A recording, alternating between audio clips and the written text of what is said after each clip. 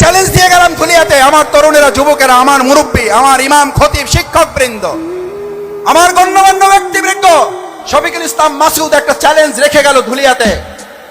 কালকে থেকে এই ধুলিয়াতে অন্য যারা প্রোগ্রাম করবেন, রাজনৈতিক নেতারা যারা ক্ষমতায় আসার স্বপ্ন দেখেন, আপনিও যদি এই প্রোগ্রামের মতো আল্লাহর আইনের কথা বলেন, মহানগরীর সেক্রেটারি হিসাবে না, আপনার দলের একজন ক্ষুদ্র কর্মী হিসাবে আমি প্রথম দিয়ে আপনার দলে নাম লেখাবো। পারবে? পারবে না।